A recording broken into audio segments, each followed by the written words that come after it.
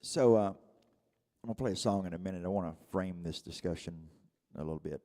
I have been a licensed Unity teacher now for about 15 months and have been blessed to be speaking on a regular basis and actually getting asked back to speak, which is always a great thing that they call you back after having seen your stuff and they say, hey, would you come do that again? So this year I set myself an intention. They mentioned I'm working on a book, and the book that I'm working on is sort of springing off of the 12 Powers, Charles Fillmore's 12 Powers, and framing them up in a creative discussion. And the way that comes down is this. Let me just say it to you this way. If God is the ultimate creator, whatever we call God, divine mind, the universe, original spirit, first cause, whatever you're comfortable with. But if God is the original creative impulse and created everything, then God created us as well, right? Everybody's kind of in agreement generally with that. God, the second principle of unity says, we're divine like God. We're of God, right? So therefore, we're created to be creators. We're created to be creative in our lives. In fact, we are creative in our lives. It's not a thing you have to learn to do. You actually have been doing it all your life. The variable is, what are you creating? Because we're perfect at what we're creating, whether it's drama or love, and whether it's grievances or forgiveness, we're creating it as we go.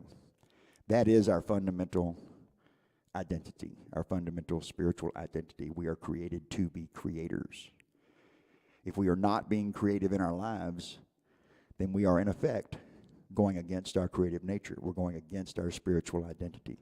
We're working in opposition to it, as it were.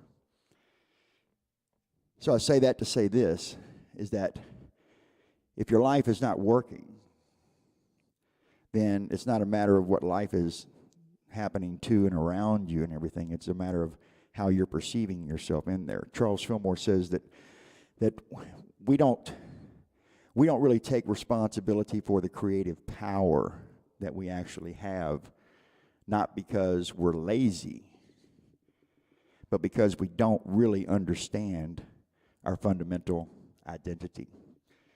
And here in Unity, we work on that. In fact, reread the mission statement for just a moment. Unity in the heart of Austin is a spiritually adventuresome community that inspires each other to find the Christ within and supports one another in living the principles that Jesus taught. And the principles that Jesus taught was the Christ principle. And that Christ idea that's in you and me, part of our spiritual DNA, as it were, that is where our authentic voice comes from. When we get in alignment with the Christ power within us, then we're able to demonstrate and manifest using our creative powers.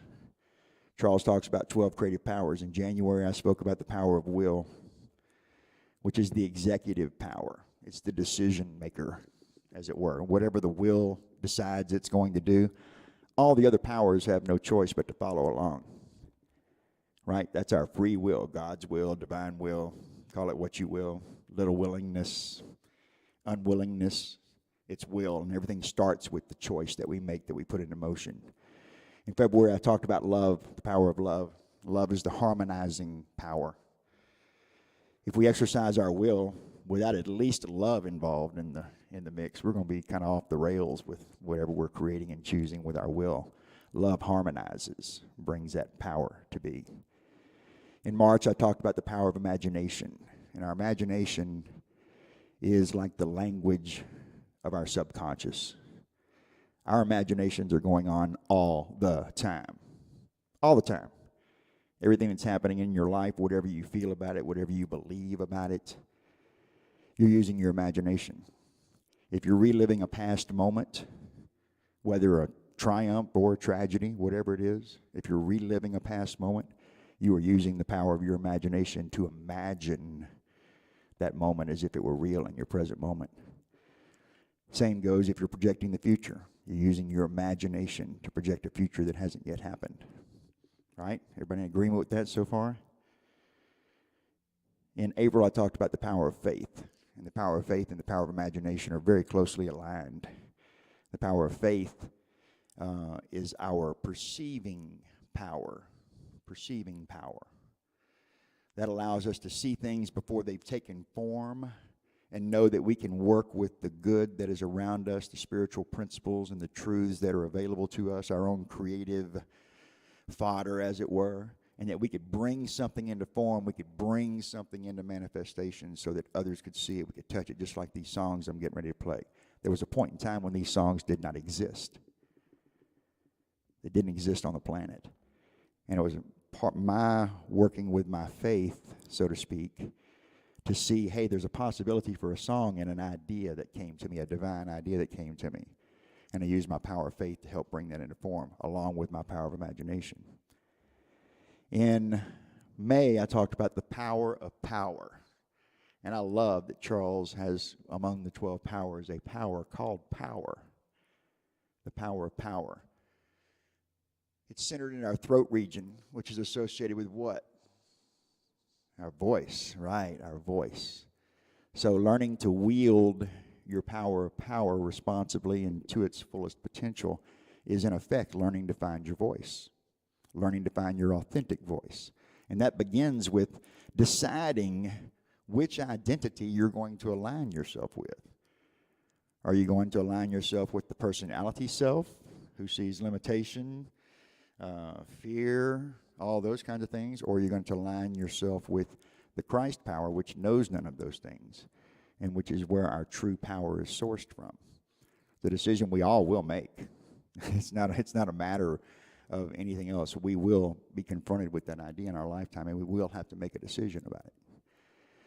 So this month, I've been talking about the power of order, spiritual law and order. So I say all that to bring this current that when Reverend Tony called me a couple of weeks back and he said, hey, can you speak on Father's Day? And I was like, well, let me get my little calendar out here. Hey, Tony, guess what? I'm scheduled to be the musician there that day. Why don't I just speak as well? That's divine order. Tony said I should have looked at the calendar to see who was booked before I called you.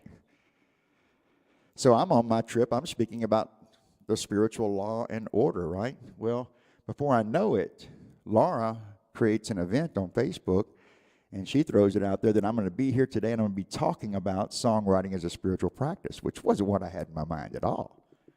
I was going to talk about the power of order, right? So I thought about it for a moment, and I said, well, maybe this is the divine order. Maybe I'm supposed to be talking about songwriting as a spiritual practice today as part of practicing that order. So that's why I'm saying all of this preamble to get to the fact that we're talking about songwriting as a spiritual practice today, and how I'm using that to create my reality that despite shifting circumstances around me that would have seemingly had me go off the rails, as it were. Well, no, that's not what I want to do. I want to talk about order. Well, okay, I can still talk about order and talk about songwriting as a spiritual practice. Now, because we're talking about songwriting as a spiritual practice, I want to make one sort of caveat, and then I'm going to play a song for you. With order, with spiritual law and order, is that you align yourself with what is true. Not what we want to be true, not what we project to be true, but what is true at a universal level. And when we're in alignment with that, then everything else realigns around that idea. So at the time that I wrote this, the song I'm getting ready to perform for you was the song that really kind of changed my life. This was 1998. I had just turned 40 years old. I had been working with A Course in Miracles for less than a year at that point in time, but it had been a diligent year. I had been spending 2 or 3 hours a day with it, writing about it, discussing it, reading it, so forth. And it was in that period, I'd already done The Artist's Way by Julia Cameron a couple of years before. And so I'm working with this. I'm starting to get my old life has crumbled, and I'm literally at a point where I've got to create a new life for myself, because everything that I thought before had literally fallen all down around me. And so one day I'm cleaning house. I'm literally vacuuming the living room. And this song that I'm getting ready to play for you started kind of coming through. Well, I was working on being a diligent, willing songwriter at that point in time. I want to recreate myself. I want to be a songwriter. So I was open to songwriting ideas. So I'd vacuum a little bit, piece of the song would come, I'd sit down with the guitar, I'd work it out until it kind of ran dry, and I'd go start vacuuming again, and another piece of the song would come. You know, and that went on for about 2.5 hours until the song was complete. And when the song was complete, by the time I actually got through it the first time, I was pretty much weeping. I was just crying because it was unlike any other song I'd written before. It was the first time I'd written a song that I knew I was not alone in the process, that I was working in cooperation with something other than just my fevered little ego. And I looked up. This was when I still thought God was out there. I looked up and I said, okay, you send me the songs, I'll write them. You tell me where to go, and I'll go.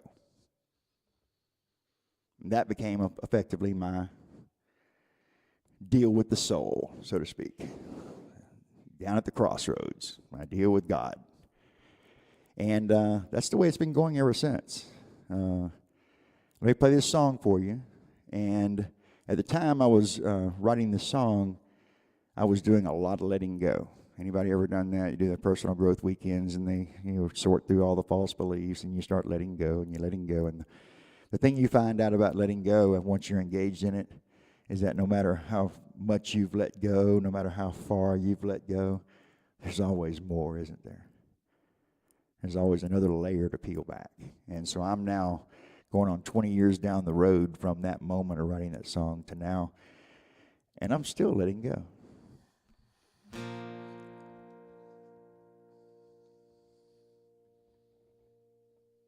It's called One Thing Remains.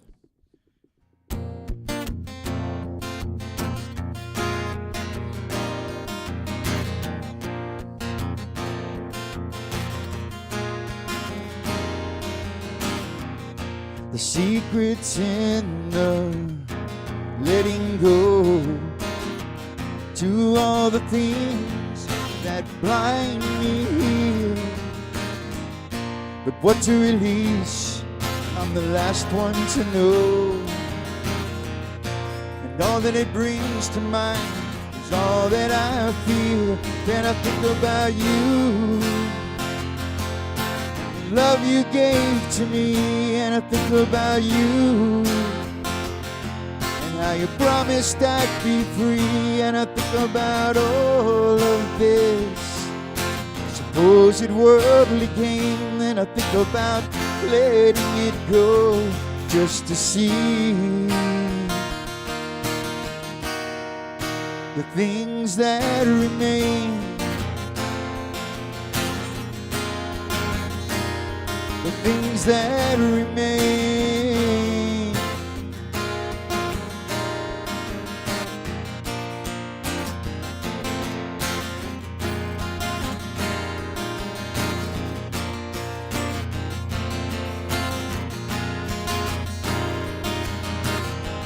Counting down the time, I feel so far from my home, seeking the truth in what my eyes can see. How I let it go this far to be still holding on to all that I think is mine and all that can be. Then I think about you, the love you give to me, and I think about you. I struggle to be free, and I think about all my tears bottled up like rain. Now I'm giving them all to you just to feel the thing that remains, the thing that remains.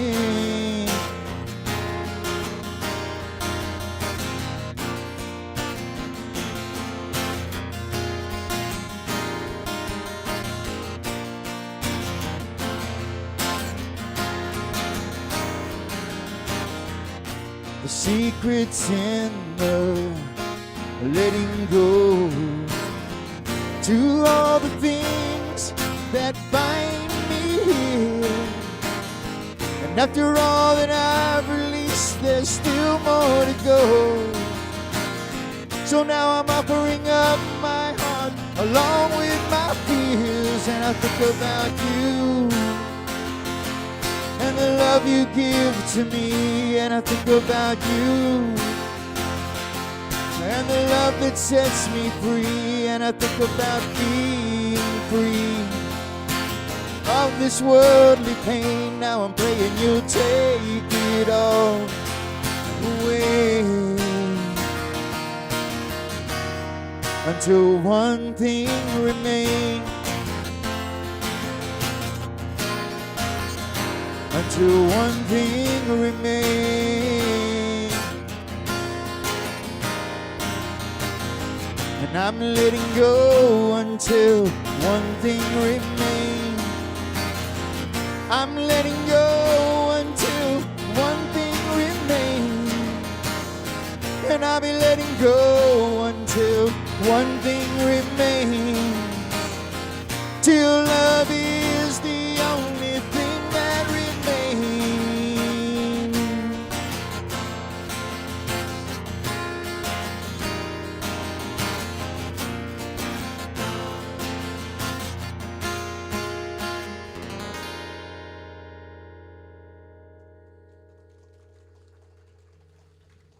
Thank you all. So from there, songs started coming. And before long, I probably had like 5 or 6 songs under my belt. And I had this idea. I'm going to record an album.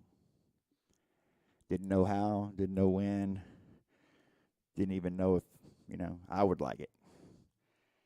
And in the summer of 2001, I got the chance to record the album. And the song that I just played is the last track on that album. And it was the last song we recorded. It was the first song I wrote that became part of the record, but it was the last one we recorded it. And we recorded it at night. We started about 9 p.m. on September 10th, 2001. And by about 3:30 in the morning, the song was finished, and therefore the album was finished. And I was feeling really, really good about myself.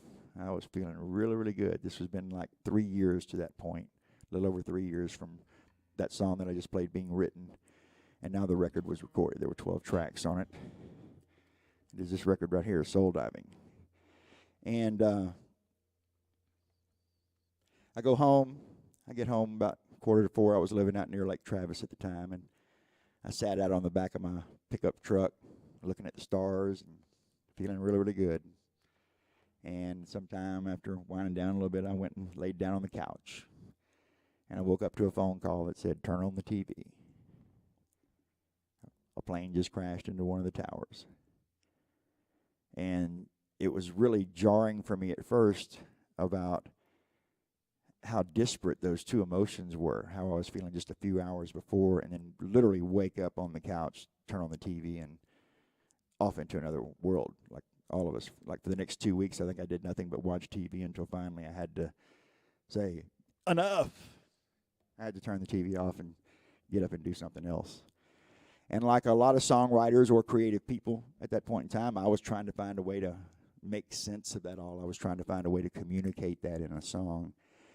And everything I wrote, I hated. I mean, I just hated.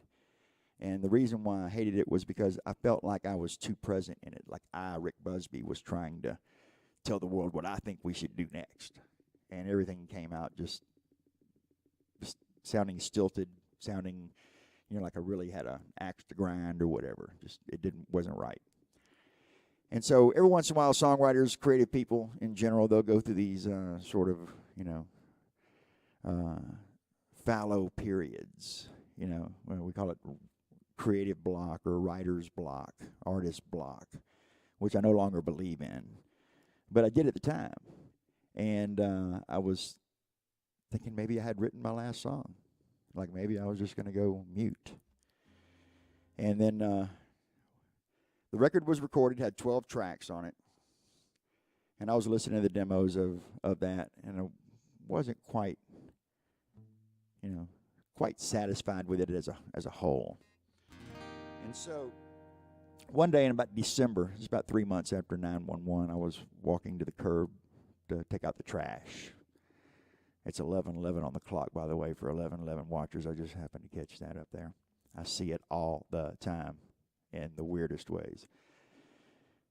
I was taking the trash out, rolled it out at the curb. From the time it took me to roll it out at the curb and back up to the front doorstep, the first verse of this next song kind of just dropped into my head, like fully formed. And I was just like, whoa, wow, that's the first thing I've heard in months. It made sense. So I went inside real quick and wrote down what I heard, picked up a guitar, and started cobbling together some chords. And about 35, 40 minutes later, this song was done. And I started playing it around at shows and for friends and stuff. Is that song on the album? Oh, no, I just wrote this one. It'll be on the next album. Oh, no. This song has to be on this album. You got to record it now. And you have to understand that when you're an independent artist and everything, and you're financing these projects and everything, it's like you're living hand to mouth, and you get $500 here, and you go in the studio and you spend it and everything, and get stuff done. So the prospect of recording another song meant new money, and I still had to get money to master the record and get the design for the CD thing and get it manufactured. So getting money together to record another track was just not in my wheelhouse. It wasn't in my slot. And so one day I'm playing this song for a good friend of mine, and actually playing for several people, and he was in the circle, and he's like, "Dude, that is a really good song, man. Is that on the album?" I'm like, "No, it's not on the album." He goes, "Why not?" I said, "Well, money. We got to get money to finish the record." 911 happened, and a bunch of jobs that I had lined up to pay for the record just kind of evaporated, like immediately. And so he goes, "Well, I got money. How much you need?" And I said, "Well, about $500. We go back in the studio and get this track recorded." And he cut me a check right then. Divine order, right? So we go on a Sunday afternoon, not too far from here, just off of Slaughter Road, back up here, a couple miles down the road there. And we recorded on a Sunday afternoon. And when it was done, I was very excited that my friend had given me $500 to go record this thing. And I went home and I put it in the sequence with the rest of the tracks that we'd already recorded. And that's when I realized that the record was complete, that I had thought that it was complete, and it wasn't until this song was written that the actual batch of songs got completed, and everything flowed smoothly from there. Money started coming again, and before you know it, we had it mastered, and within about 8 or 9 months, we had it in our hands, this record right here.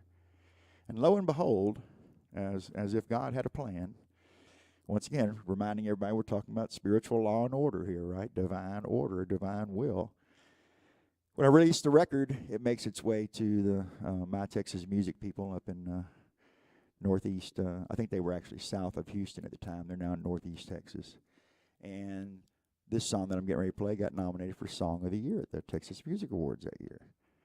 And that was just like kind of flabbergasting. It was like, wow, this wasn't even supposed to be on the record. So I say that to say just, part of this thing about order and everything is allowing that there is a divine order being worked out despite what my instinct is to try and control it or, make it move faster, make it look the way that I want it to look. That sometimes when we just let go far enough, things show up and it winds up being much better than what you would have done for yourself.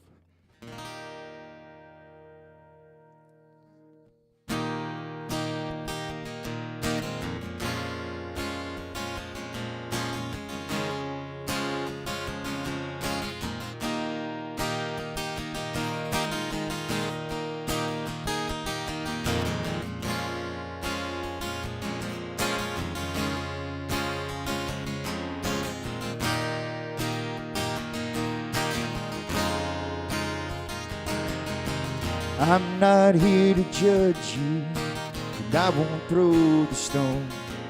My words might not get through, but I feel them to the bone.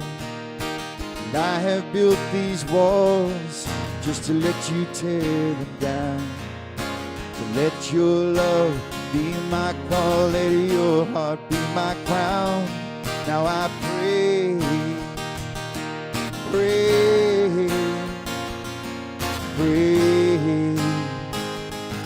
for me, and I pray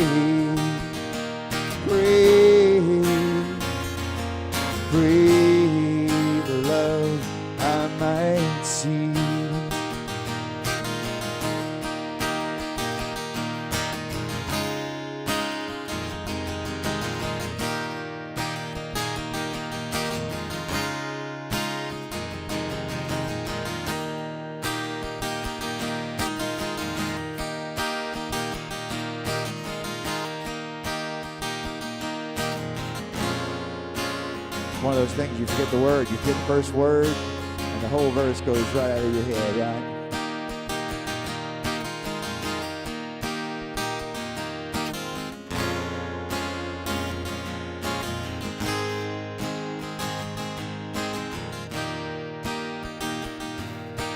You were born to remember who you came to be, giving in to surrender all your eyes can see.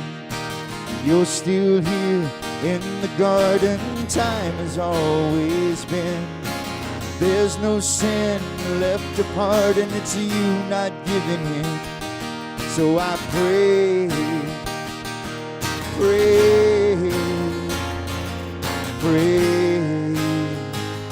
love for you, and I pray,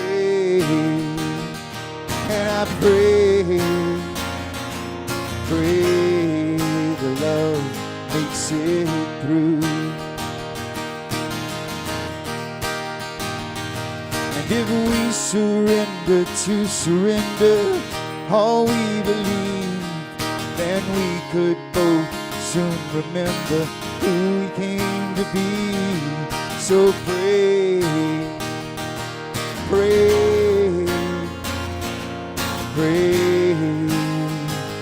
you and me, and pray,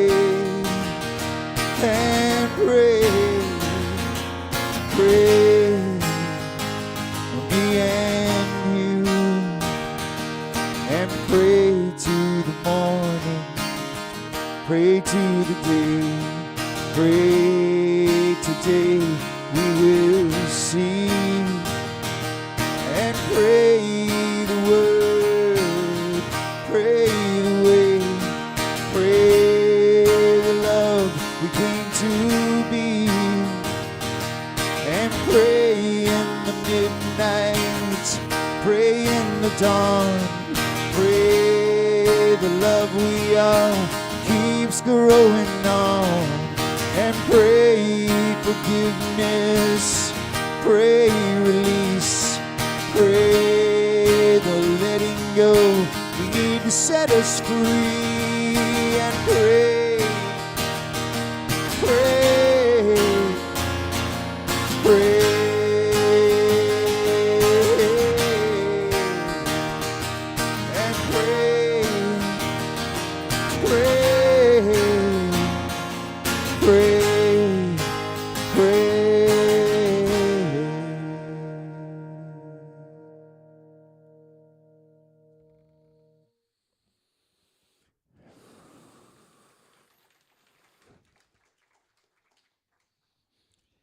So, why don't we just hold that space for a little bit? I invite you to close your eyes with me for just a moment. Let's kind of connect a little bit. Whatever you're thinking right now, just try and allow it to be in neutral for just a little bit here. Just put it on pause. Take yourself a couple of grounding breaths just to shake off everything we've been talking about for a moment. There's only one thing to focus on right now, and that is making contact, making connection with your own indwelling Christ. It's there for me, it's there for you. This is the only begotten Son of God that Jesus demonstrated for us. The purpose of all silent meditation, in fact, the only purpose of silent meditation is to get connected with this part of you, this divine Christ presence within your own body, mind, and soul. It's every part of you. It's the truest part of you. There's nothing that we need to learn to do to connect with this. There's nothing that we need to learn to do in order to be the Christ within. In fact, if it's anything, it's unlearning that we have to do. Releasing, letting go. The other side of spiritual law and order is the power of renunciation, the power of elimination. And what are we to eliminate?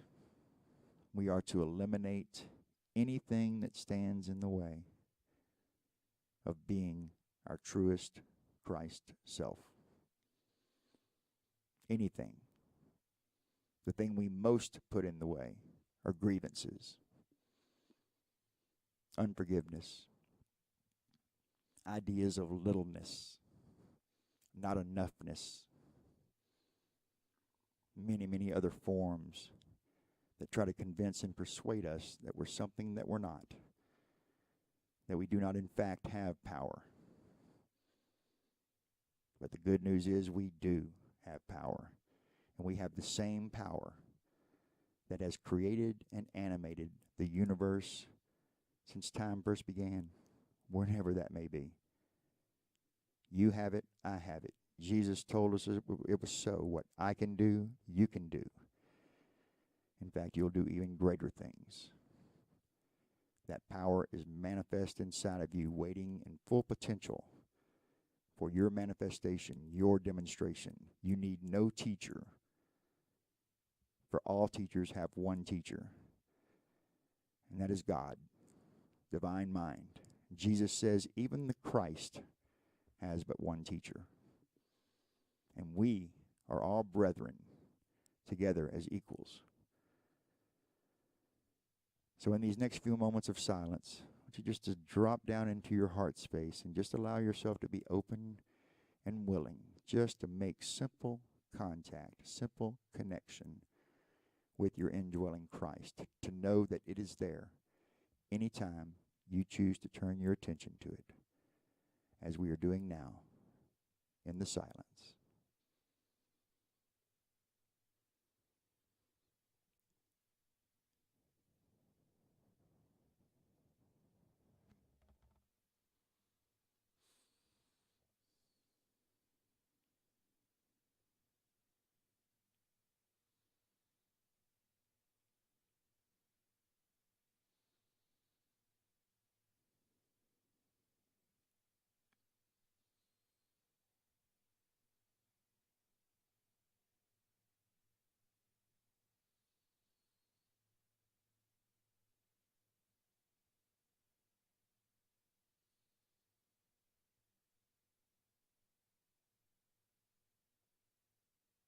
Living, loving Spirit, we thank you for this opportunity to be together this morning, to share in this experience on this glorious Father's Day. As you are our Father and we honor you, we honor all fathers. We connect with that part of our Christ, that part of our unconditionally loving self that sees no barriers, sees no boundaries between us and anyone else in the world, regardless of appearances, regardless of seemingly irreconcilable belief systems. We know that we are all one, and that you are the true source of all creation. Omnipresence. All presence is you. Omnipotence. All power is you. Omniscience. All knowing is you. And we are part of you. We are of you, created from you. We are of the same stuff. Therefore, all the power you have is our inheritance. It is only our false belief and powerlessness that keeps us from that. We are grateful that it is so. We are grateful that you have placed this Christ power within each and every one of us, and we know that we can always do more to develop more potential and keep walking in the ways of truth, the ways of creative power. We are happy to be brethren. We are happy to be students. We are happy to be human beings on this planet Earth at this point in time, and we know that there is a divine appointment, a divine reason for all of our presence here today. And as we move forward back out into the world, we will see the unfolding effects of our time spent here this morning connecting with our Christ power. Thank you, thank you, thank you. We are grateful that it is so. We pray in the name and the nature of Jesus the Christ. So it is. Amen.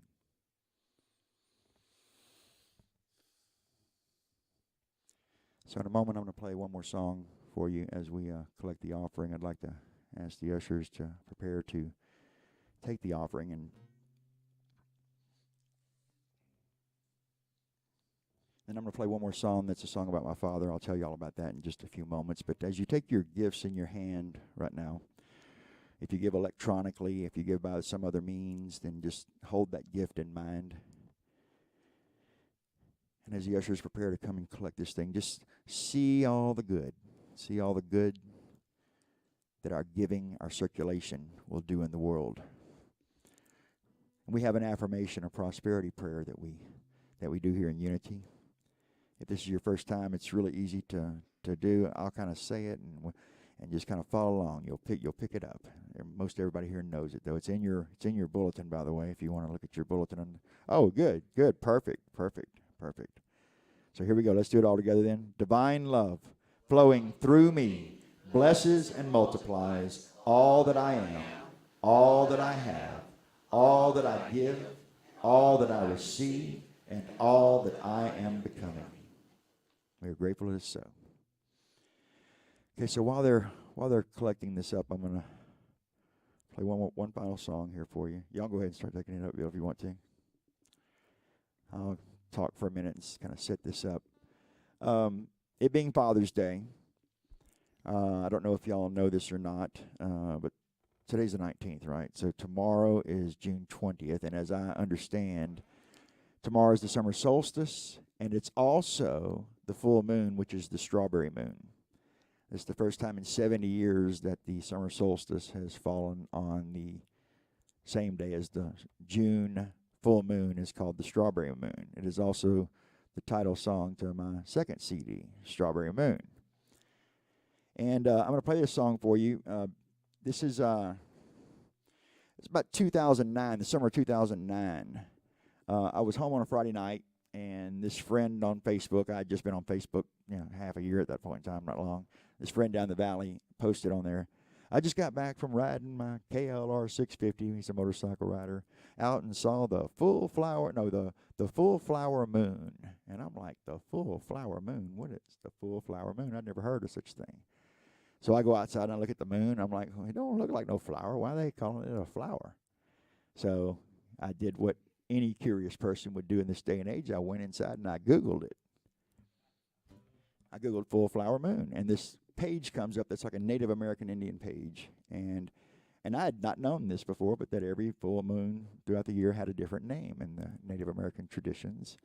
And the June moon, which was the following month's moon, remember, April showers bring May flowers. I came to understand that the full flower moon in May, April showers bring May flowers. Oh, okay, I get it, right. So the June moon is the strawberry moon, when strawberries are in sort of harvest season. And as I read this page, I realized that the coming strawberry moon in the next month was on June 7th, which was my dad's birthday. And my dad passed away in 1996 while in prison. And he passed away just a little after Father's Day. In fact, no, I'm take that back. Wow, I just now realized this. He passed away Father's Day night. And the reason why I remember that is because Michael Jordan was back in the NBA for the first time after being gone for a couple of years, and his dad had gotten killed, if y'all might remember that, had gotten murdered by the side of the road. And the Bulls had won the NBA championship the night before on Father's Day. And I watched Michael Jordan hugging the basketball and the court, right? And the next morning, I got a phone call that my dad had passed away that night. I didn't send him a Father's Day card. His birthday was June 7th, as I mentioned, which would have been like 10 days before that. I didn't send him a birthday card. I was actually quite upset with him at that point in time. I felt a lot of shame, embarrassment. Wouldn't really talk about Dad having died in prison. Went to his funeral in Mississippi, and his half brother Randy was the minister there. And at the funeral that day, he reminded us that Jesus, for all intents and purposes, whenever he had died, as far as the world judged him, he died a criminal too. And that went a long way in that moment then of helping to heal that. But that was like 1996, okay? This is 2009, 13 years later. And so I decided to write a song about my dad, and I was going to call it Strawberry Moon, but I had no song. So a couple of days later, I went to a friend of mine's house, Lenny Cochran, who co-wrote this song with me, and told him pretty much what I just told y'all. And in about an hour or so, we had the first verse and chorus of this thing done. He helped me with the music, and then I left and went home and continued writing the lyrics until about midnight that night. So this is called Strawberry Moon. Got that, Charles?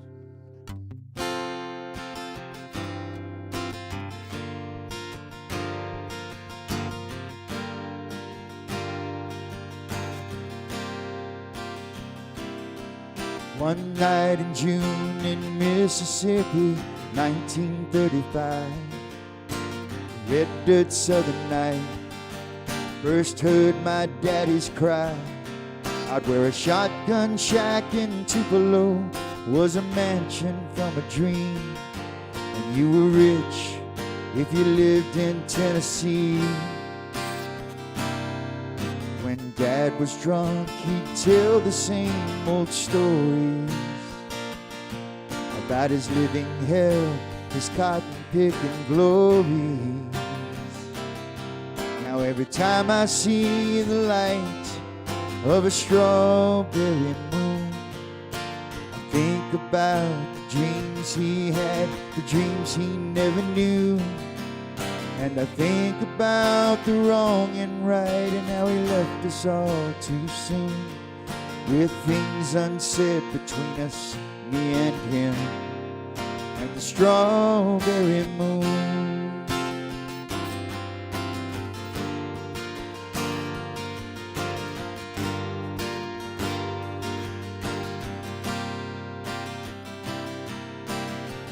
Wayne County red dirt was cheap enough to come by, an old cane fishing pole, the only friend he ever knew.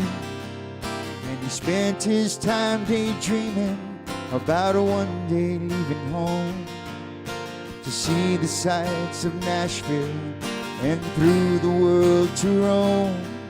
But he always was a country boy, just trying to get along.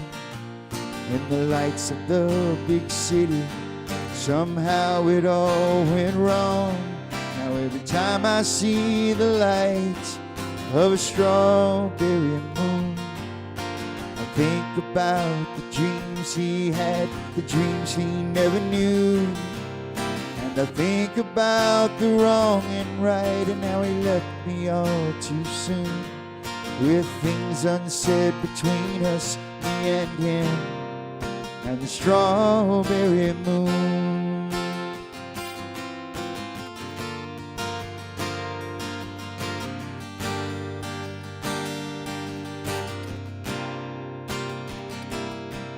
On the night he died, surrounded by a dull gray prison wall, I wonder if he wondered why I never called.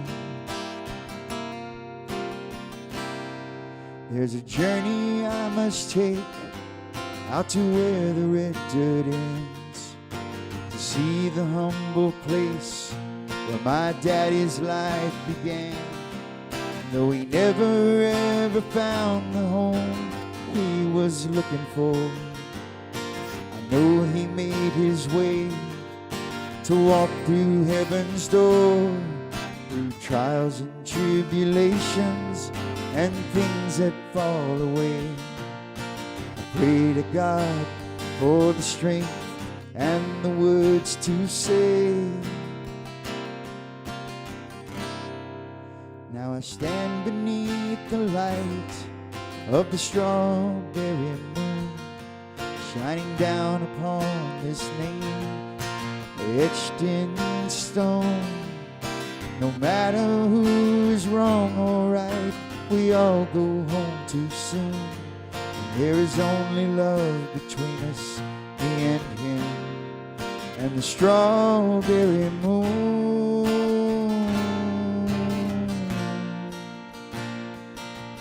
There is only love between us, you and me, and the strawberry moon.